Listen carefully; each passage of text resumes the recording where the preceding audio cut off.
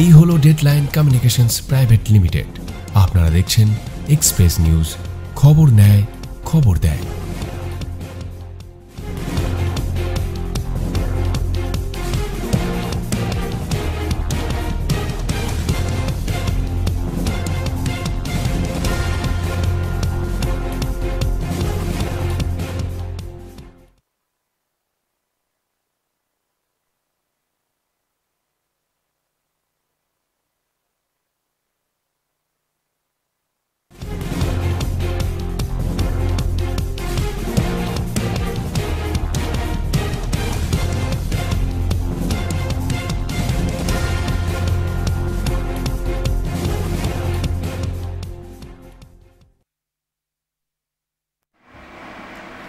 শুভ সন্ধ্যা।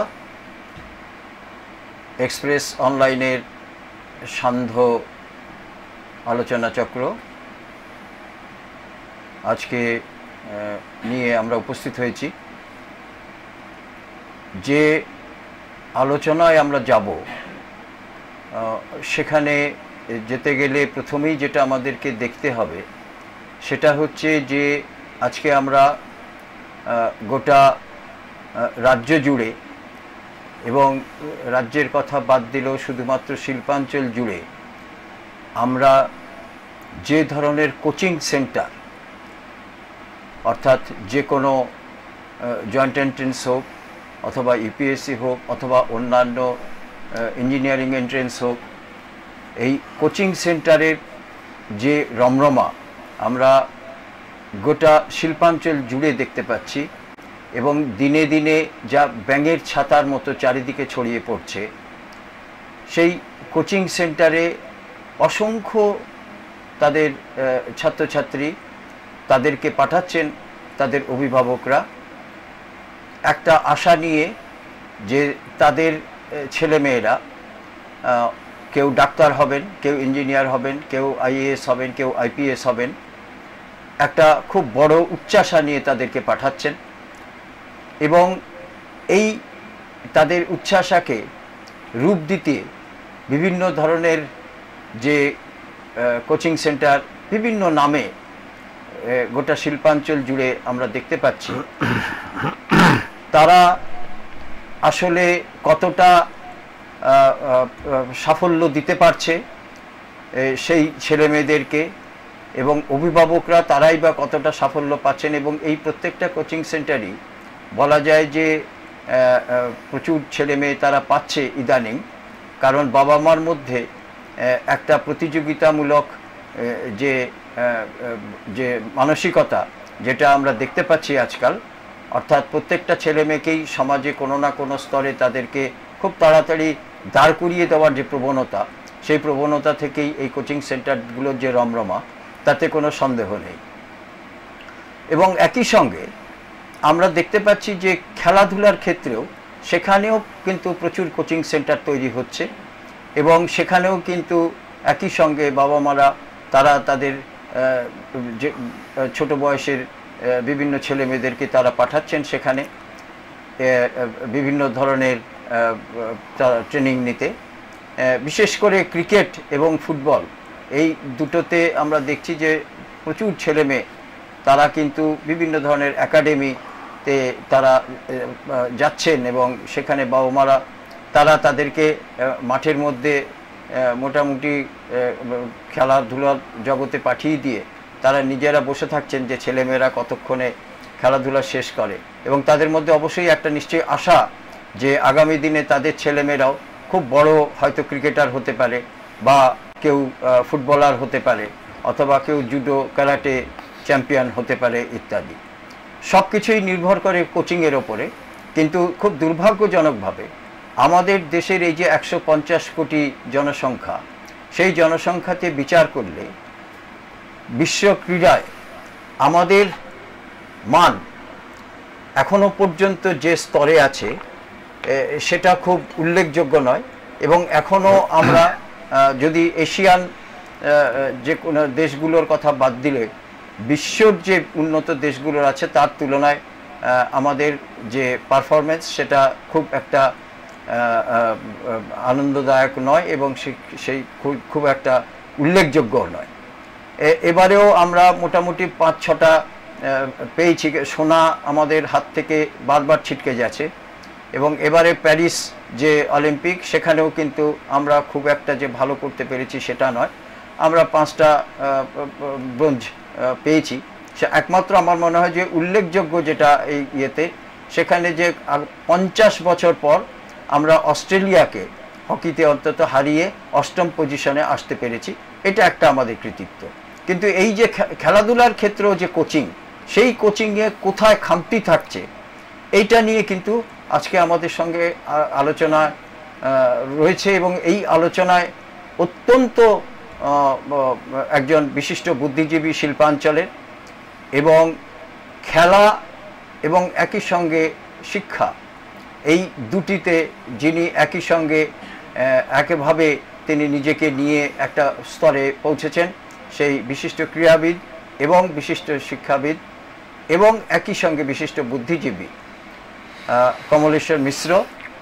কমলেন্দু মিশ্র, উনি আজকে আমাদের এখানে উপস্থিত হয়েছেন। এই যে আলোচনা যেটা আমি প্রথমে উপস্থাপিত করলাম, এই আলোচনার বেশিরভাগটা অবশ্যই উনিই বলবেন, কারণ এই বিষয়ে বলার মতো দক্ষতা একমাত্র ওনারই আছে।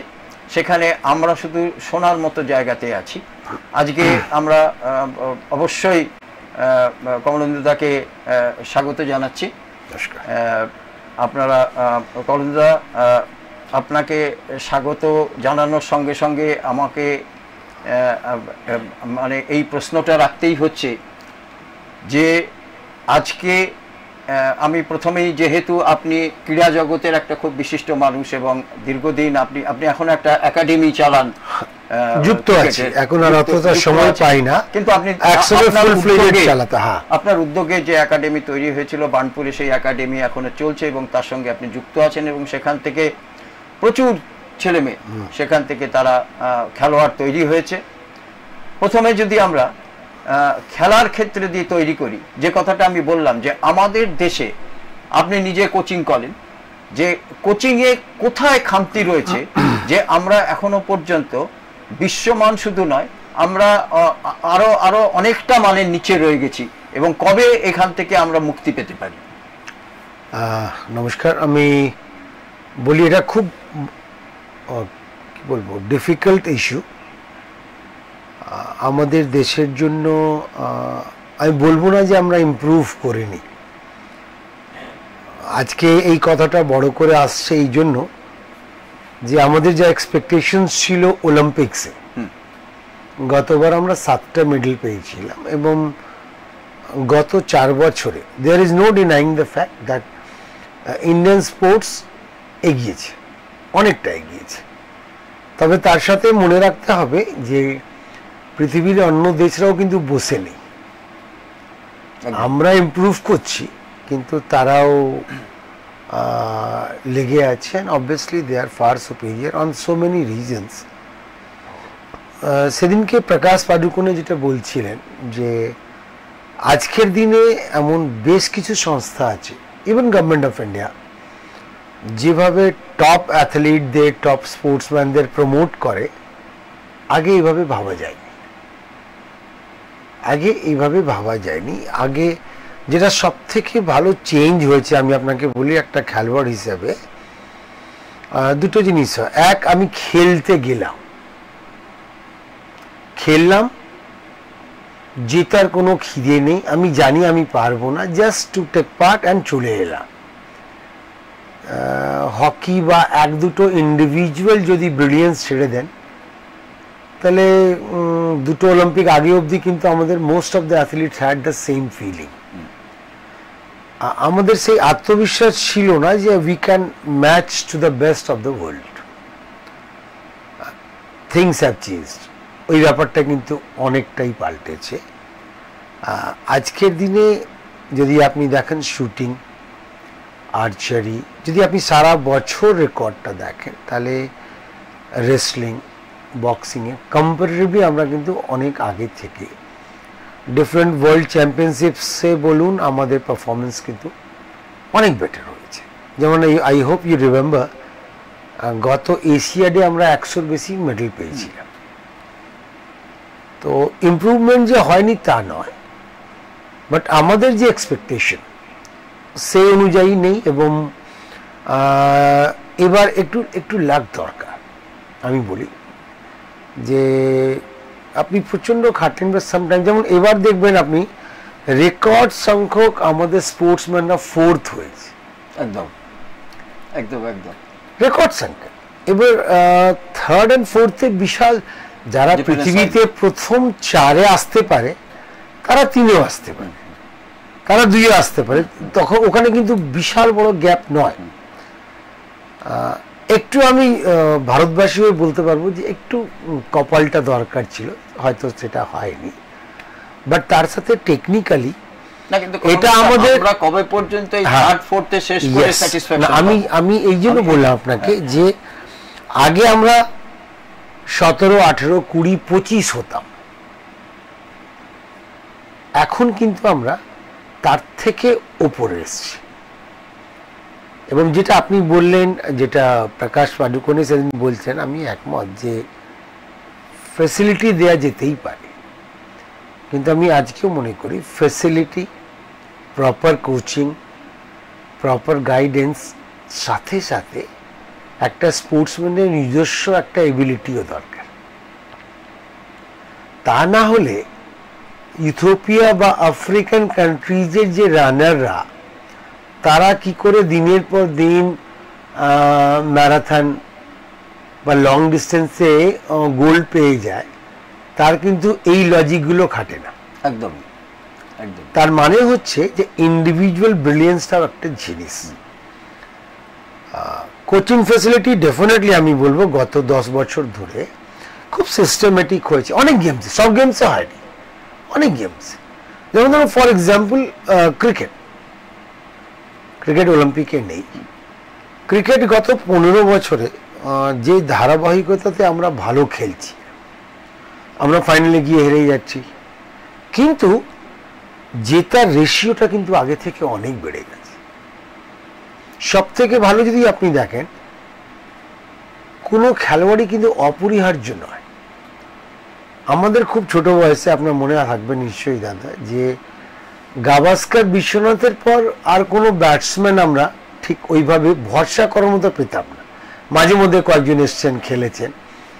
আজকের দিনে প্রথম 4 জন যদি বসে যায়, 4 জন কিন্তু ঘাড়ে নিঃশ্বাস ফেলছে, সে উইকেট কিপিং হোক। আজকে মোহাম্মদ শামি বেশ কয়েকটা ম্যাচ ধরে খেলছে না, আমরা তার অ্যাবসেন্স ফিল করছি না। আজকে যদি বিরাট বসে যান, তাহলে ওখানে শ্রেয়স আইয়ার আছে, মিডল অর্ডারে ভর্তি ছেলে। আমরা সঞ্জু স্যামসনকে খেলাতে পারছি না, এত ট্যালেন্টেড ছেলেটা, এবং না খেলাবার কোনো রাগ নেই আমি মনে করি। যেখানে ঋষভ পন্ত আছে, KL রাহুলের মতো ব্যাটসম্যানকে আমরা বসিয়ে রাখছি, একসময় আমরা ঋদ্ধিকে চান্স দিতে পারিনি। তো এটা খুব হেলদি জায়গায়, যেখানে এক একটা স্পটের জন্য 4 জন 5 জন ইকুয়াল স্ট্রেংথের প্লেয়ার, ইকুয়াল ক্যালিবারের প্লেয়ার আছে। এটা কিন্তু সিস্টেম থেকে আসছে। গত 15 বছরে একটা তো হচ্ছে IPL এ যেটা সব থেকে অ্যাডভান্টেজ হচ্ছে, আমাদের প্রত্যেকটা টিমের ইভেন জুনিয়র্সরা, তাদের এক্সপোজার হচ্ছে ইন্টারন্যাশনাল প্লেয়ারদের সাথে। তারা 3 মাস 4 মাস প্র্যাকটিস করছে, ইন্টারন্যাশনাল কোচেদের সাথে তারা প্র্যাকটিস করছে, ইন্টারন্যাশনাল সাথে একই টিমে খেলছে। তো এটা কিন্তু ম্যাচ টেম্পারমেন্ট বাড়াতে গিয়ে অনেক অনেক হেল্প করে। এই জন্য আপনি দেখবেন এখন পুল অফ ক্রিকেটার্স যারা বাইরে রয়েছে, একটা ব্যাটসম্যান বসলে কিন্তু আমাদের এই হাফ ইতিহাস নেই যে 2 ডাউনে কে যাবে, 3 ডাউনে কে যাবে, ওপেন করতে কে যাবে। যদি গাভাস্কার নেই তাহলে হু নেক্সট। আজকের ওই সিচুয়েশনটা নেই। এটা কিন্তু আমরা ক্রিকেটে করতে পেরেছি ওভার দ্য ইয়ার্স। ক্রিকেটে ফান্ডিং আছে, ক্রিকেটে ইনফ্রাস্ট্রাকচার খুব ভালো করেছে। BCCI প্রশংসা না করে থাকে, ঠিক আছে, ওদের পয়সা আছে, বাট পয়সা থাকলে যে সবকিছু সবাই করে তা তো নয়। দাদা, আমি আপনার যেটা বক্তব্য রাখলেন অত্যন্ত আমার মনে হচ্ছে যে খুব সুন্দরভাবে আপনি যে কথাটা প্রকাশ করতে পারলেন। পাশাপাশি আমার যে প্রশ্নটা সেটা হচ্ছে, আপনি ক্রিকেটের কথা বললেন, এবং ক্রিকেট আমাদের দেশ ইন্টারন্যাশনাল ক্রিকেটে বরাবর একটা পজিশন আছে।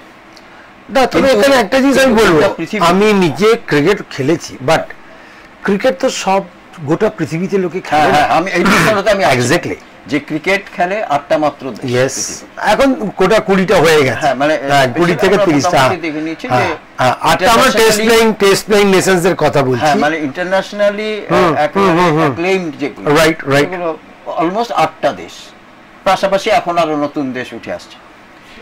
কিন্তু এরা তো কিন্তু পৃথিবীর যেগুলো অনেক দেশ যারা উন্নত দেশ তারা ক্রিকেট খেলে না, তারা অ্যাথলেটিক্স টু অন্যান্য যেগুলো আছে খুবই কসরতের খেলা যেগুলো, সেগুলো নিয়ে তারা, আমরা আমেরিকার কথা ধরতে পারি, আমরা জাপান ধরতে পারি, চায়না ধরতে পারি, এরা হচ্ছে বিশ্ব অলিম্পিকের সবসময়ই হচ্ছে একটা সেরা ইয়েতে থাকে, পারফরমেন্সে থাকে।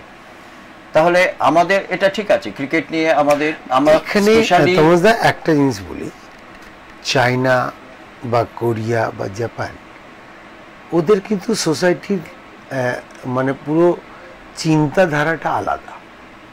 আই হোপ ইউ রিমেম্বার যখন ইস্ট জার্মানি ছিল, যখন রাশিয়া ছিল, ওদের কিন্তু ওরা 5-6 বছর বয়স থেকেই, যেটা চায়না আজকে করছে, 5-6 বছর আগে থেকে, 5-6 বছর থেকে ওরা ক্যাচ দেম ইয়াং, তুমি শুনবে একটা কথা আছে, একদম একদম, এটা কিন্তু ভার্চুয়ালি এই দেশগুলো ট্যালেন্টটাকে আইডেন্টিফাই করে তারপর কিন্তু তাদের উদ্দেশ্যটা হচ্ছে যে আগামী 10 বছর বা 12 বছরের প্র্যাকটিস করিয়ে তার কাছ থেকে অলিম্পিকে গোলটা আদায় করে নেওয়া। এটা কিন্তু ওদের স্ট্রিম।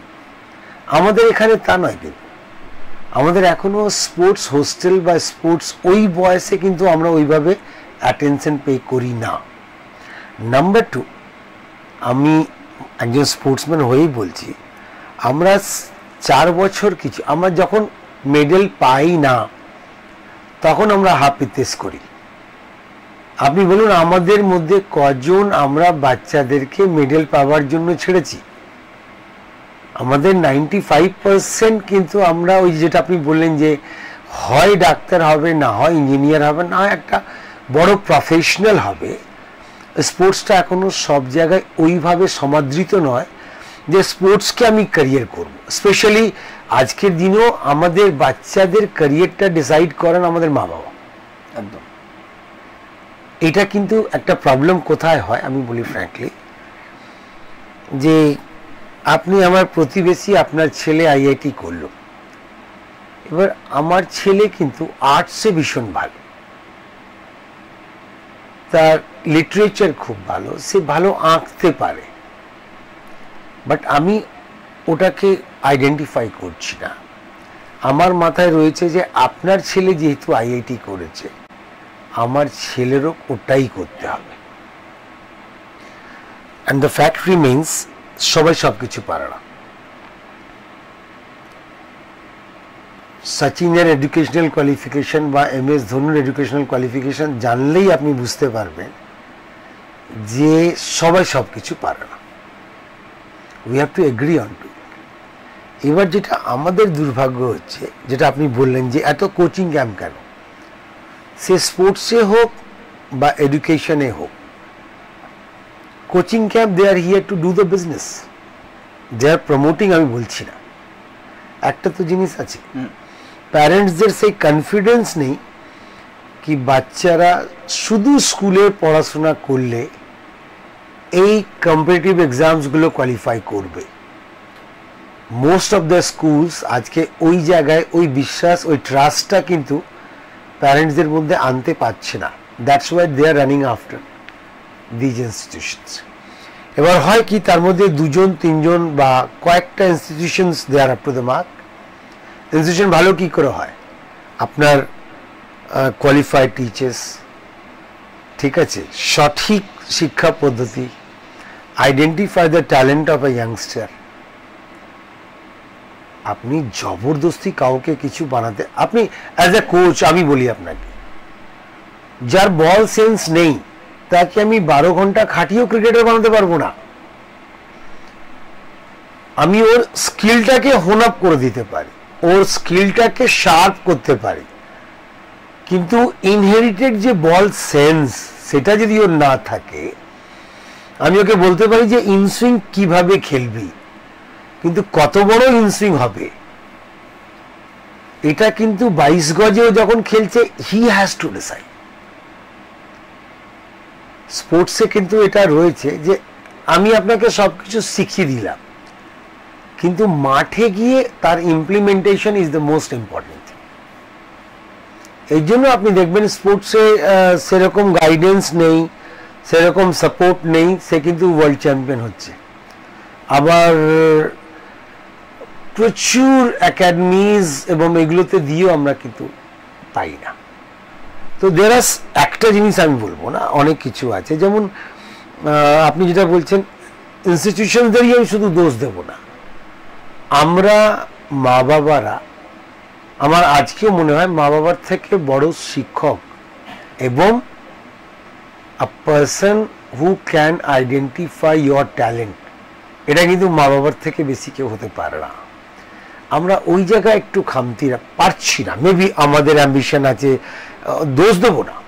আমার ছেলে আইপিএস হবে, আমার ছেলে আইএএস হবে, স্বপ্ন তো থাকতেই পারে, বাট আমার ছেলে কি ওই এবিলিটি রয়েছে, this you have to identify. আমার মনে হয় এই জায়গাটা আমরা একটু overall most of the parents, আমাদের মতো প্যারেন্টসরা এই জায়গাটা ল্যাক করে। চিন্তাধারায় একটা ডিফেক্ট রয়েছে। চিন্তাধারায় ডিফেক্ট বলবো না, ওনারা অ্যাম্বিশাস। দেখুন আমি এই অবধি সাপোর্ট করি যে আমার বাচ্চা সব থেকে ভালো করুক, এটা সবাই চাইবে, কিন্তু আমার বাচ্চা কি করলে সব থেকে ভালো করবে এই জায়গাটাকে আইডেন্টিফাই করতে হবে। সবাই সবকিছু পারবে না। একজন যে ভীষণ ভালো রবীন্দ্রসঙ্গীত গান করে, সে যে ভালো গিটার বাজাবে তার কোনো মানে নেই, সে যে ভালো তবলা বাজাবে তার সেন্স থাকতে পারে, কিন্তু সেন্স থাকা আর এক্সেল করার মধ্যে তফাৎ আছে। আমি এমন জানি, যেটার কথা বললাম, যে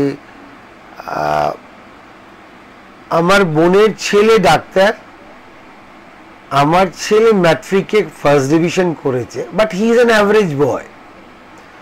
ওকে আমি গলা টিপে 2 বছর ধরে বসিয়ে রেখেছি যে তোকেও ডাক্তারই হতে হবে, ওই দাদাকে দেখ। Now he is totally aloof from everything, বই, টিউটার এবং বাড়িতে।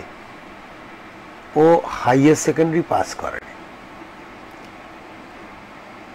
ও যদি ওই বায়োলজি আর ওটা নিয়ে না পড়ে অন্য সাবজেক্ট পড়তো, ফার্স্ট ডিভিশন করে তার মানে খুব খারাপ নয়, কিন্তু যেহেতু যেটা ওকে ইম্পোজ করা হচ্ছে মা বাবার তরফ থেকে, ওটা করার মতো ও নয়।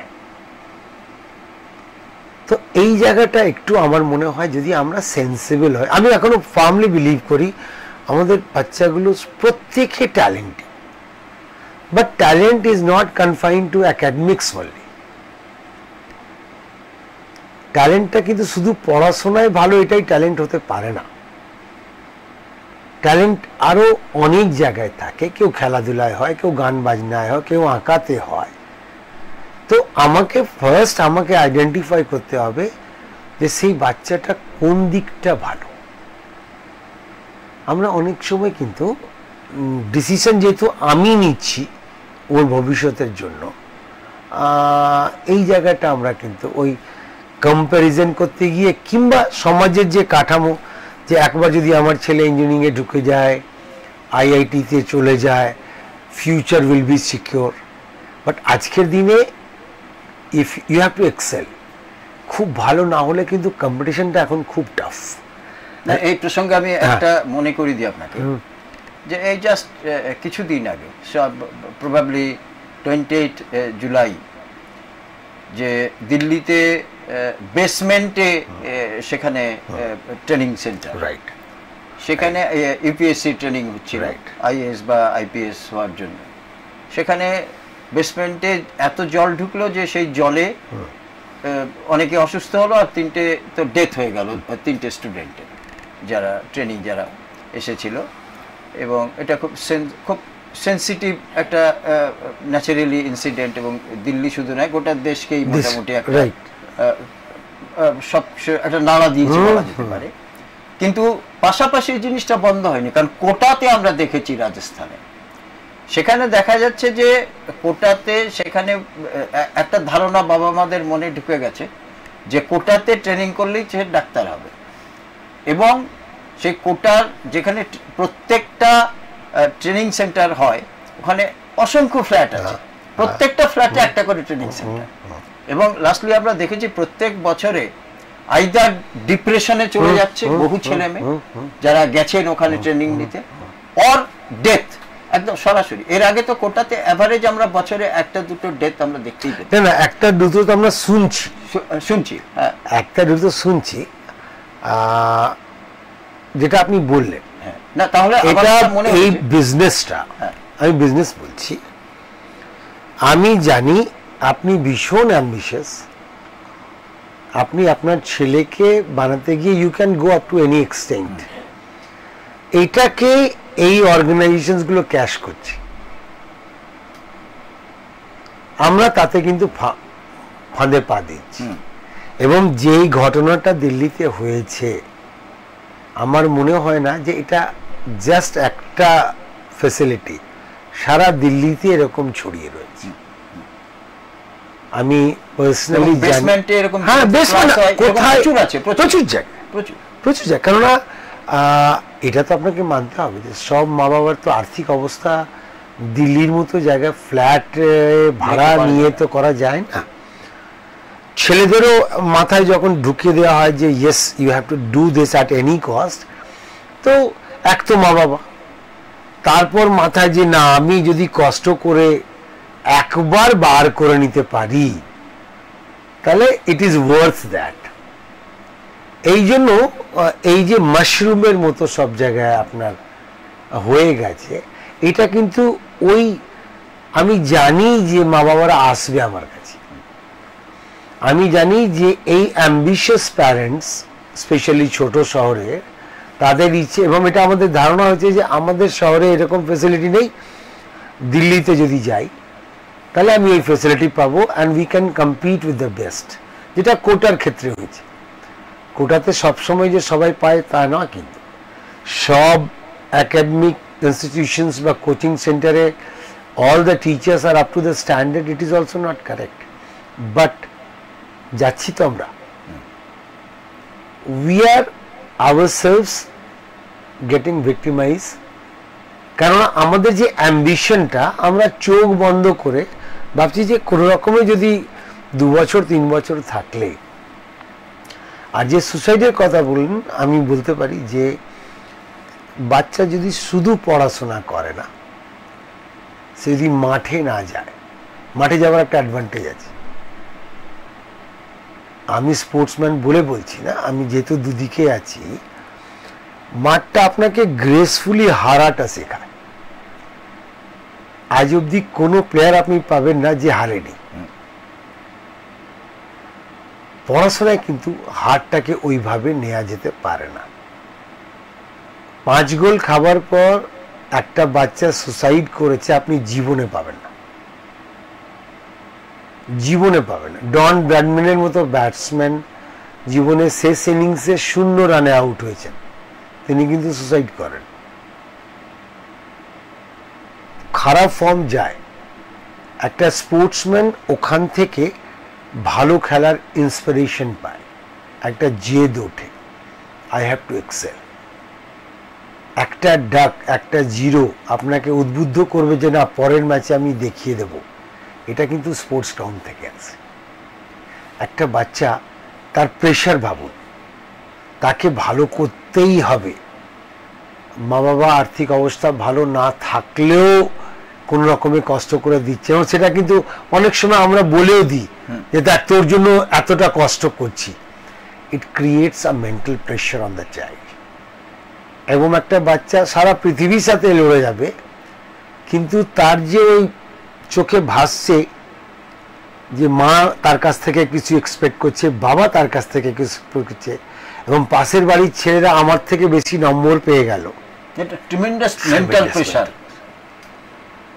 আমি আপনাকে বলছি আমার ছেলে যদি 85% পায়, আমি অতটা দুঃখিত হতাম না যেহেতু আপনার ছেলে 90% পেয়ে গেছে বলে আই এম আপসেট। বুঝতে পারছেন? এই মানসিকতা কিন্তু ইদানিং খুব বেশি হয়ে গেছে। আমরা খুব এই ব্যাপারটা আমার মনে হয় ইটস হাই টাইম যে দেখা উচিত যে লেট আস ডিসাইড।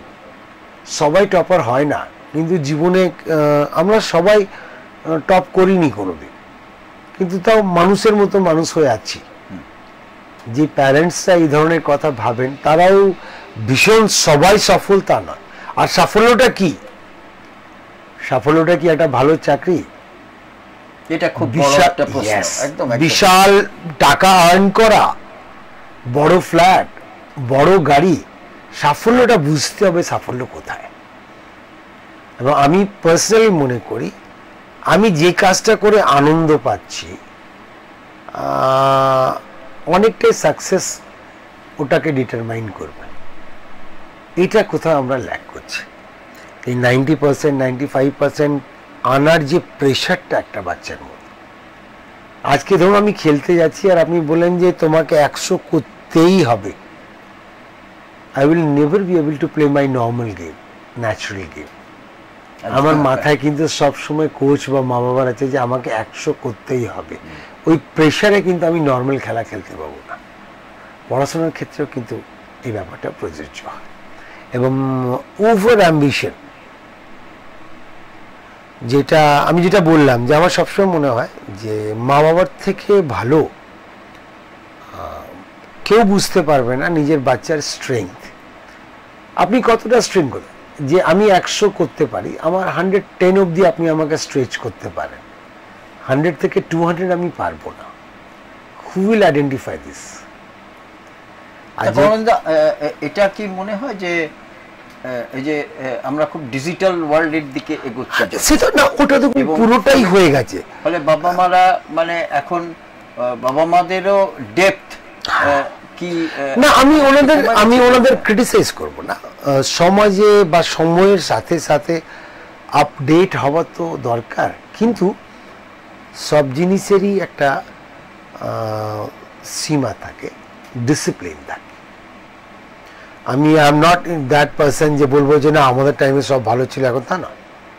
ডিজিটাল আসাতে প্রচুর ভালো জিনিস হয়েছে। The entire world has become a global village.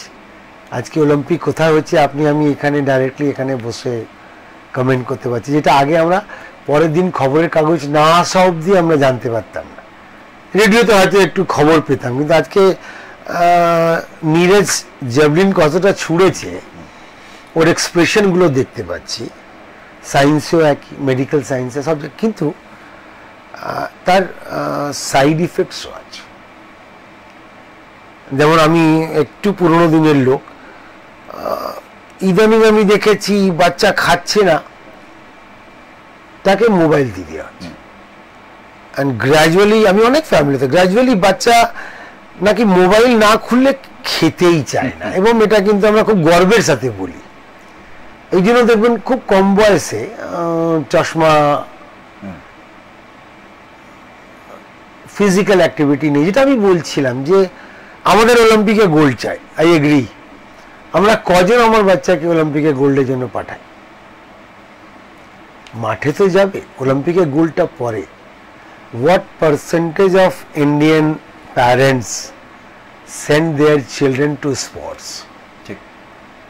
একটা কথা আপনি যে কথাটা বললেন তার কিউ ধরে যেটা বলছি আমি, সেটা হচ্ছে যে আপনি বললেন যে এটা ঠিক যে ডিজিটাল ওয়ার্ল্ড অনেক রকমের ফেসিলিটিস এনে দিয়েছে এবং এখন ওয়ার্ল্ডটাকে একেবারে ছোট হাতের মুঠোয় এনে দিয়েছে, এটা ঠিক। কিন্তু পাশাপাশি যেটা আপনি বললেন আপনার আলোচনা থেকে একটা জিনিস খুব স্পষ্ট হলো যে বইয়ের সঙ্গে টাচ এটা চলে গেল একদম। এবং সেকেন্ডলি যেটা আপনি বললেন যে মাঠের সঙ্গে টাচ, এবং বই এবং মাঠ এই দুটোকে যদি আমরা একেবারে পরিত্যাগ করি তাহলে তার তো কুফল আমরা পাচ্ছি।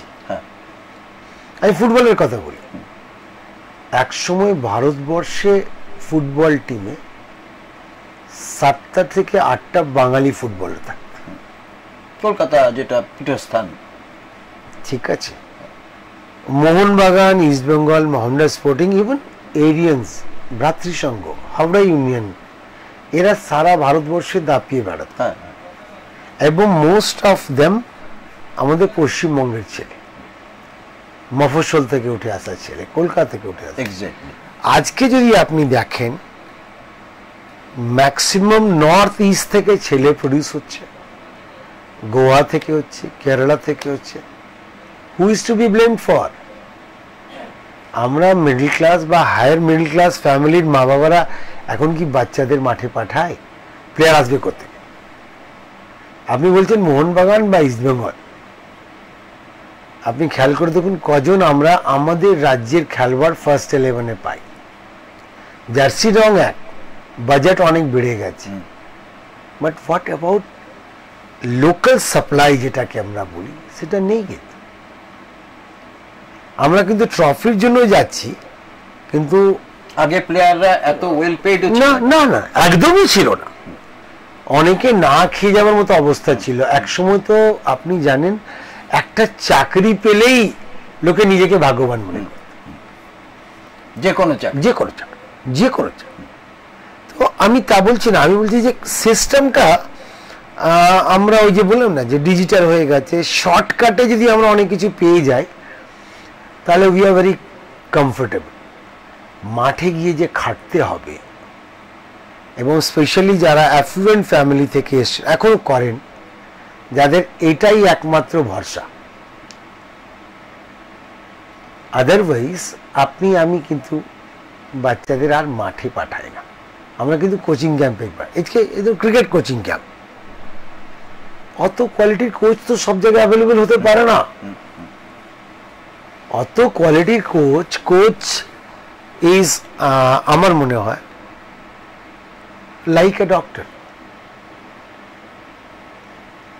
আপনার নিউমোনিয়া হয়েছে, আমার সর্দি কাশির জ্বর হয়েছে, অন্য কারোর ইনফেকশনের জ্বর হয়েছে, সব কিন্তু প্যারাসিটামল দিয়ে সারবে না।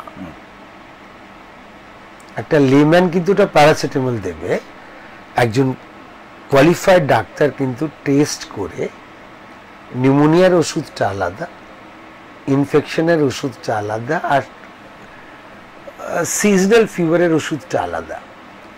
একটা কোচ, আমি মনে করি আমার সৌভাগ্য হয়েছে বিশান সিং বেদির আমি শিষ্য ছিলাম গোটা 10 বছর, অনেক কিছু শিখেছি ওনার কাছ থেকে। তো অ্যাজ এ ব্যাটসম্যান আপনার যে স্ট্রেংথ ওটা আমার নাও হতে পারে, অ্যাজ এ ব্যাটসম্যান আপনার যে উইকনেস ওটা আমার নাও হতে পারে। তো আ coach is the right person to identify the weaknesses and strength of his trainee, and এটা এক একজনকে নিয়ে ডিল করতে হবে। জেনারেলি ক্যাম্পে যেটা দেখা যায়, প্রচুর ছেলে মেয়ে একসাথে দৌড়াচ্ছে, একই পিটি করছে, তারপর নেটস হলো, সবাই কিছুক্ষণ বল করলো, কিছুক্ষণ ব্যাট করলো। এতে কি হয়, আপনার যদি নিজস্ব একটা বল সেন্স থাকে, নিজস্ব প্রতিভা থাকে, ইউ উইল ইমপ্রুভ। বাট কোচিংয়ের ওই ইম্প্যাক্টটা নেই। একটা কোচের কাছে একদম ছবির মতো থাকবে যে দিস ফেলো ও ড্রাইভ করতে পারে, ওর বডি ওয়েটটা সামনে খুব ভালো ট্রান্সফার হচ্ছে, বাট কম্পারেটিভলি ও পুল করতে পারে না। শর্ট বল এলে কিন্তু ও কিন্তু নড়ে যাচ্ছে। তো এক্স্যাক্টলি ওর উইকনেসগুলো যদি পিন পয়েন্ট করতে পারে, then he has to work on to that. Identifying the faults is one thing, তাকে স্ট্রেংথ করা তার জন্য কিন্তু প্রচুর টাইম দরকার। আই এম অ্যাফ্রেড এখন খুব কম লোকে ওরকম করেন। There is a huge difference between a net incharge and a cricket coach. নেটে এলাম, সোজা বল কর, লাইন লেংথে রাখ, পপিং ক্রিজটা এগিয়ে যাস না, সোজা ব্যাটে খেল, ভি খেল। এখন তো ভিও খেলা হয় না, 2020 ক্রিকেটে হয় না। তো এইটা করা, আর ইচ ক্রিকেটারকে ইন্ডিভিজুয়াল ট্রিট করা, identify his faults, identify his strength, two work on his faults and strengthen the strength that he already has. এগুলো কিন্তু একটা বিশাল সময় লাগে। না এখানে আপনার, আমি সরি টু ইন্টারাপ্ট, এখানে আপনার কি মনে হয় না যে এই যে ওয়ান ডের কথা আপনি বললেন এবং 2020 ক্রিকেটের কথা বললেন, এই যে খেলাটা একসময় ক্যারি প্যাকার এটা শুরু করেছিলেন যখন, তখন ওটাকে বলা হতো একটা সার্কাস, কিন্তু এখন সেই ওয়ান ডেটাকে কিন্তু আমাদের, এর কারণ হচ্ছে যে cricket has now become an industry. Cricket is no more a game only. একদম। কারণটা হচ্ছে যে আজকে 50 ওভার্সটাও gradually it's having its natural death. কয়েক বছরে আপনি দেখবেন লোকের ধৈর্য নেই দেখা। ট্র্যাডিশনাল 5 to 10% যারা ক্রিকেট পাগল লোক, তাদের ছাড়া 5 ডে টেস্টের কোনো ভ্যালিউ নেই। এখন 2020 শুরু হয়েছিল, ক্রেজ ছিল, এখন আপনি জানেন হয়তো 10 ওভার্স ইচ ম্যাচ শুরু হয়েছে, বুঝতে পেরেছেন? এখন 50 বলসের ম্যাচ হচ্ছে, মানে কম সময়। এই জন্য এতে যে ড্রব্যাকটা হয় বোলারদের জন্য কিছু নেই। এটা কি ডিজিটাল ওয়ার্ল্ডের একটা, এটা ডিজিটাল না, এটা হচ্ছে marketing of the entire game. লোকে যেটা চাইছে আমি সেটা সার্ভ করব। লোকে চাইছে কম সময় আমি 6 দেখবো, 4 দেখবো, লোকে কিন্তু ম্যাক্সিমাম লোকে। তাহলে ক্রিকেটার যাকে বলে কমপ্লিট ক্রিকেটার, তাহলে সেটা আমরা কোথায় পেলাম? ওই ডেফিনিশনটা পাল্টে গেছে। আজকে যদি আপনি যখন কমপ্লিট ক্রিকেটার বলছেন, তখন আপনি কিন্তু 70-80 দশকে যে ক্রিকেটের ভ্যালিউজ তার কথা বলছেন, ইনক্লুডিং ডিসিপ্লিন। ডিসিপ্লিনটা দেখুন, ডিসিপ্লিন শুধু খেলা না, ডিসিপ্লিন আমাদের যে সোশ্যাল লাইফটা, যেভাবে আমরা লিড করতে শুরু করেছি। ক্রিকেটার তো সমাজের বাইরে নয়, একদম। ক্রিকেটার কিন্তু সমাজের বাইরে, ওখান থেকেই ও বড় হচ্ছে। তো আজকে যে আমাদের টোটাল লাইফস্টাইল হয়ে গেছে, ফুড হ্যাবিটস থেকে শুরু করে, ড্রেস থেকে শুরু করে, একটা বিদেশি কালচারের প্রতি এক ধরনের অদ্ভুত অ্যাট্রাকশন, সেটা আপনি চুলে পাবেন, জামা প্যান্টে পাবেন, সমস্ত কিছু। You can't blame it. আমি ইয়াং জেনারেশনে হয় অ্যাট্রাকশন, তো আপনাকে টানবেই, কিন্তু ওটা করতে গিয়ে আমরা আস্তে আস্তে যে করে হোক যেই ভ্যালুসগুলো আমরা জানতাম, যে বেসিক্সগুলো ক্রিকেটের, যেটা ভালো বলে আমরা বড় হয়েছি, গ্র্যাজুয়ালি কিন্তু মানে যে কোনো খেলার সঙ্গে আমরা একটা সাধনা বলে জিনিস যেটা আমরা জানতাম, এখন সাধনা হয় আমি বলবো না। যারা টপ প্রফেশনালস তারা ভীষণ করেন, রাদার খুব ম্যাথডিক্যাল করেন, কিন্তু অন অ্যান অ্যাভারেজ। আগে যেমন আমাদের সময় ক্রিকেট এন্টারটেনমেন্টও ছিল, প্যাশনও ছিল, অবসেশনও ছিল। আমাদের টাইমে কিন্তু মোবাইল ছিল না এন্টারটেনমেন্টের। আজকে আমি বহু প্যারেন্টসকে শুনি যে কখন যাবে মাঠে, তার মাঠে যাবার সময় নেই, অথচ সে বাচ্চা কিন্তু 2 থেকে 3 ঘন্টা মোবাইলে গেমস খেলছে, and they are not bothered. তো প্রায়োরিটিটা চেঞ্জ হয়ে গেছে। আমাদের টাইমে মোবাইল ছিলই না, তো খেলতাম কি? আমাদের টাইমে আপনি দেখবেন সবাই বড় ক্রিকেট খেলেছে, বড় ফুটবল খেলেছে তা নয়, কিন্তু পড়া শুধু মাঠে যেত। আগে ডিএসপি মাঠে, বার্নপুরের মাঠে আমার মনে আছে 18,000-20,000 লোক লোকাল ফুটবল দেখতেন। মানে মানে রাদার হচ্ছে যে লাভার্স, ফুটবল লাভার, ক্রেজি, যে একটা ক্রেজ ফুটবলের মধ্যে। এখন আপনি রঞ্জি ট্রফিতে লোক হয় না। না, মোহনবাগান ইস্ট বেঙ্গল বলতে তো আগে লোক মানে এখন অ্যাটলিস্ট এই প্রিপারেশন ব্র্যান্ডিং এর জন্য মোহনবাগান ইস্ট বেঙ্গলে তাও ক্রেজ আছে। আপনি ভাবুন না, মোহামেডানকে নিয়ে আমি আর কোনো উচ্চবাচ্য করছি না ইদানিং, আর মাঠের আর কেউ নেই, ময়দানে কেউ নেই। অথচ মোহনবাগান ইস্টবেঙ্গলের সমপর্যায়ে একসময় মোহামেডান স্পোর্টিংকে রাখা হতো। ঠিক আছে, তো ক্রেজটা অনেক কারণে কমছে। ব্যান্ডিং আছে, পিআর রয়েছে, অনেক কিছু নতুন নতুন জিনিস এসছে। বাট যেটা আপনি বললেন, আমি মনে করি যে ওভারঅল আমাদের আরো উন্নতি করা দরকার ছিল। না, তার তো কারণ হচ্ছে না যে মাউন্টেড পুলিশের বেতন খেয়েছে এরকম লোক কলকাতাতে প্রচুর। আমরা নিজেরা কত লাইন, ঘন্টার পর ঘন্টা লাইন দিয়ে প্লেয়ার দেখেছি। তো সেই জিনিস এখন ন্যাচারালি টিভিতে সরাসরি দেখানো হয়। প্লেয়ার বিল্ডিং এর ব্যাপারটা বলি, যদি আমরা বাচ্চাদেরকে মাঠে না পাঠাই তাহলে 100টা, আমি মনে করি 100টা বাচ্চাকে নিয়ে যদি আপনি কাজ করেন না, 2 বছর পর দেখবেন 20 থেকে 30 জন ভালো বেরোচ্ছে। কিন্তু যদি আপনি পানি 20টা, তাহলে কটা বেরোবে? এবং এখন যা প্রবণতা হচ্ছে যে যেহেতু ভালো বাড়ির ছেলে নেই, আমি আর্থিক দিক দিয়ে বলছি, সেরকম তো একটা বাচ্চা সে চাইলেও তার অনেক প্রবলেমস রয়েছে, অনেক অবস্টেকলস রয়েছে, যে বাড়ি থেকে বাচ্চারা খেলতে আসছে। কিন্তু আগে তো কলকাতা মাঠে বহু একেবারে ডাউন ওটাই হয়, ওটা ছিল কিন্তু না। কিন্তু আমি বলি আপনাকে, এক্সপেকটেশন তো এত হাই ছিল না আগে। প্রত্যেকটা ফ্যামিলির প্রত্যেকটা প্যারেন্টস কিন্তু বাচ্চাদের নিয়ে এত উচ্চাকাঙ্ক্ষী ছিলেন না। আজকে আমরা বুঝতে পারছেন, আজকে ভাবুন না, এই যে কোচিং ক্যাম্পের কথা আপনি বলেছেন, এক সময় আমরা দেখেছি ক্লাস 12 থেকে এই কোচিং ক্যাম্প শুরু হতো। ছেলেমেয়েরা ক্লাস 12-এ গেল, তারপর কোচিং ক্যাম্প, মানে সাইমালটেনিয়াসলি পড়াশোনার সাথে সাথে 1 বছর কোচিং করে আইআইটি জয়েন করবে, তারপর ওটা 11 অবধি এলো, তারপর 10-9 অবধি এলো। And if I am not wrong, এখন আমি জানি 5-6 থেকে নাকি এই ধরনের অর্গানাইজেশন রয়েছে যারা আপনার বাচ্চাকে আইআইটির জন্য গাইড করবে। জাস্ট ইমাজিন 5-6 থেকে ওই অবধি guidance. This is I must tell you branding. এটা হচ্ছে আলটিমেটলি তাহলে আমাদের ফিউচারটা কি? না, আমি দেখো এর ওই যেটা বললাম যে এর ভালো দিকও আছে, যেটা আপনি স্কুলে পাচ্ছেন না। কেন পাচ্ছেন না ওই নিয়ে একদিনে সম্ভব না বলা, but if I am feeling যে আমার ওয়ার্ড, আমার বাচ্চা স্কুলে ওই লেভেলের কোচিং পাচ্ছে না যেটা করলে সে আইআইটি জয়েন্টে প্রোভাইড করবে, মানে চান্স নেবে, আর সেটা যদি আমার কোনো কোচিং ক্যাম্প করছে, তো মা বাবা হয়ে এইটা তো কোয়াইট ন্যাচারাল যে আমি চাই।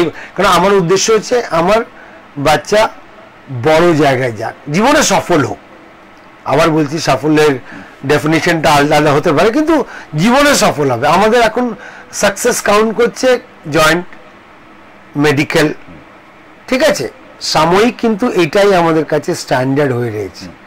অনেক জায়গায় আইএস আইপিএস নিয়ে ভাবি, আমাদের এখানে ওই ভাবটা ক্রেজটা কম, কিন্তু আমরা জয়েন্ট অ্যান্ড মেডিকেল নিয়ে ভীষণ sensitive and we want the expectations অনেক বেশি। তো দিজ আর দ্য রিজনস। আপনার চাই তো আমি সার্ভ করছি আপনাকে, সমাজে আপনার চাই বলে আমি সার্ভ করছি। আপনার ক্যাম্প চাই, আপনার কোচিং একাডেমি চাই, they have come up. Facilities যেটা দিল্লিতে হলো, এটা একমাত্র সংস্থা নয় যে ওখানে ওই সিচুয়েশনে রেখেছে, দেয়ার আর মেনি মোর। একটা দুর্ঘটনা, এবং বহু বছর ধরে চলছে, একটা দুর্ঘটনা হয়েছে বলে আমরা জানতে পেরেছি। এই ধরনের জিনিস বছরের পর বছর, ওই যে আপনাকে বললাম কোটাতে একটা দুটো ঘটনা আমরা জানতে পারি বলে আমরা রিঅ্যাক্ট করি। দেয়ার আর নিউমারাস ইনস্টান্সেস যেখানে একটা এই বয়সে, কিশোর বয়সে তো একটা আলাদা রকমের একটা ফিলিংস থাকে, ওখানে সাকসেস পাচ্ছি। আমরা প্রায় শেষে এসেছি। আমি এই প্রসঙ্গে একটা কথা শুধু জানতে চাইছি যে আমাদের কি কোথাও কি মনে হচ্ছে না যে গার্জিয়ানরা বাচ্চাদের সমস্ত স্বাধীন ইচ্ছেকে একটা জায়গায় কোথাও মানে গলা টেপার মতো একটা পরিস্থিতিতে নিয়ে যাচ্ছে? এর ওই যে বললাম যে দুটো দিক আছে, আমি গার্জিয়ানদের পুরোটা দোষ দেবো না। প্রত্যেককে আমরা চাই যে আমাদের বাচ্চারা এক্সেল করুক জীবনে, এটা ফার্স্ট পার্ট, এটাকে আমি অ্যাপ্রিশিয়েট করি। কিন্তু মিডিয়াম কি হবে যেটা আপনি বলছেন, আমার মনে হয় যে মোস্ট অফ আস একটা এমন প্রেশার দিয়ে দিই বাচ্চাকে, এবং উইদাউট নোয়িং হিজ এবিলিটি। আমি যেটা সব থেকে ইম্পর্টেন্ট ব্যাপার, যে যে জিনিসটা ভালো করে ওটা না করতে দিয়ে আমার অ্যাম্বিশনটা ইম্পোজ করে দেয়, তোকে এইটাই করতে হবে। মেবি ওই বাচ্চাটা এটা করার মতো তার এবিলিটি নেই, সে এই জিনিসটা করার মতো সক্ষম নেই। এমনও আছে যারা অনেক বড় বড় আর্টিস্ট, যাদের জীবনে কোনোদিন অঙ্ক ভালো ছিল না, ফিজিক্স ভালো নেই। অঙ্ক বা ফিজিক্স ভালো না হওয়াটা কিন্তু অপরাধ নয়, অপরাধ নয়। পৃথিবীতে অনেক সফল লোক রয়েছেন যারা কিন্তু এইদিকে জানোনি। জীবনে সফল হওয়ার জন্য 90 বা 95% পাওয়া, এটা আমরা সবাই জানি যে দরকার নেই। অনেক অনেক আলোচনা আজকে হলো, এবং আপনি যে কথাটা বললেন এটা অত্যন্ত গুরুত্বপূর্ণ কথা, যে সকলকে যে 100 পেতে হবে এইরকম কোথায় লেখা আছে না। প্রত্যেকের সাকসেসটা তার নিজের মতো করে নিতে হবে। এবং এই যে এত কোচিং সেন্টার, খেলা হোক অথবা শিক্ষা হোক, যে কোনো ক্ষেত্রে হোক, কম্পিটিশনের ক্ষেত্রে হোক, এই কোচিং সেন্টারের যে জাল, এইখান থেকে কে কবে কিভাবে মুক্তি পাবে তার কোনো উপায় সম্ভবত আমাদের কাছে এখনও নেই। এবং কমলেন্দুদা এতক্ষণ ধরে যে কথাটা বলার চেষ্টা করলেন, যে ডিজিটাল ওয়ার্ল্ডে হয়তো অনেক কিছু হয়েছে, অনেক কিছু ফেসিলিটিও হয়েছে, কিন্তু পাশাপাশি যে মাঠের সঙ্গে এবং বইয়ের সঙ্গে মোটামুটি যে আমি আর একটা কথা শুধু বলবো প্যারেন্টসদের, যে একটু যদি আমরা বাচ্চাদেরকে না এনকারেজ করি যে না তুমি পারবে, এই ব্যাপারটা কিন্তু অনেক সময় আমরা না আমাদেরকে উৎসাহিত করা যে তুমি পারবে, এবং পজিটিভিটি শেখানো, এবং কোচিং সেন্টারে গেলেই পারবে শুধু না, সব সময় তুমি পারবে, এই কনফিডেন্সটা বাচ্চাদেরকে দিতে হবে। আজকে আর আমাদের সময়, এবং বাচ্চা পারুক বা নাই পারুক তার পাশে দাঁড়াতে হবে। আমি অ্যাজ এ গার্জিয়ান বলছি। কমলেন্দুদা, আজকে আমাদের এখানে শেষ করতে হবে, এবং আপনাকে অসংখ্য অসংখ্য ধন্যবাদ যে আপনি এত সুন্দরভাবে একটা খুব জটিল বিষয়কে নিয়ে আপনি আলোচনা করলেন, এবং আগামী, এটা একবারই শেষ হওয়ার কথা না, এবং আগামী দিনে এই সমস্যা নিয়ে নিশ্চয়ই আমরা আবার বসবো। আজকে যেহেতু আর আমাদের কাছে সময় নেই, তাই আপনাদেরকে আমাদের বিদায় নিতেই হবে।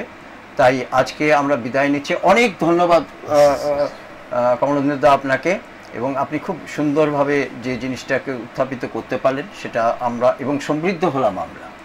অনেক ধন্যবাদ। শুভরাত্রি আপনাদের।